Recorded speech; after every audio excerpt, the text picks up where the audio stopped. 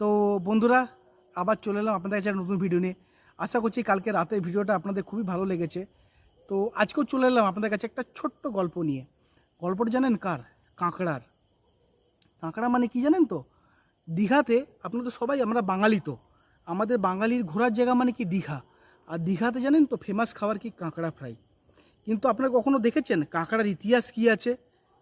কি ইতিহাস? যে কাঁকড়া এমন একটা প্রাণী, এমন একটা জলজীব যে সে কখনো বাইরে বেরোতে পারে না। কেন জানেন তো?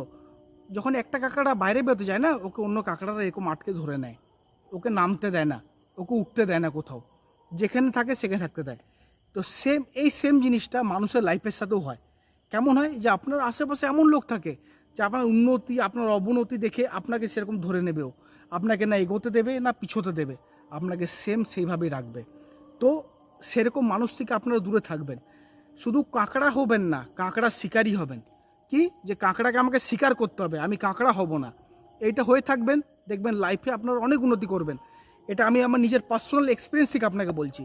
আর বলতে গেলে আমার ভিডিও একটু কম বেশি হচ্ছে, কিন্তু জুলাই মাসের পর থেকে আপনারা আমার চ্যানেলে খুব ভালো ভালো ভিডিও পাবেন। কারণ আমরা অমরনাথ যাত্রা যাচ্ছি, আমি, আমার পাড়ার ছোট ভাই আছে বিক্কি, আমরা অমরনাথ যাত্রা যাচ্ছি। তো সাথে আপনারা থাকবেন, আপনাদের কাছে ভালো ভালো ভিডিও পাবেন। আমি জানি না কতটা এডিট করে, কতটা মানে আপনাদের কাছে গুছিয়ে দিতে পারবো, কিন্তু আপনাদের সামনে আমি তুলে ধরবো। তো আপনারা সাথে থাকবেন, একটু ভালোবাসবেন, একটু পাশে থাকবেন, চ্যানেলটাকে সাবস্ক্রাইব করবেন। যখন ভিডিও দেখছেন তো একটু সাবস্ক্রাইব করে দিন ভিডিওটাকে।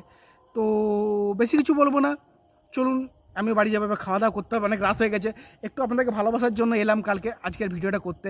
কালকে ভিডিওটা আপনাদের আশা করছি ভালো লেগেছে, সেম ওই জন্য আপনাদেরকে আরেকটা গল্প আমি শুনিয়ে দিলাম, ওই জন্য এলাম। তো চলুন, দেখা হচ্ছে পরে। নমস্কার, ভালো থাকবেন সবাই।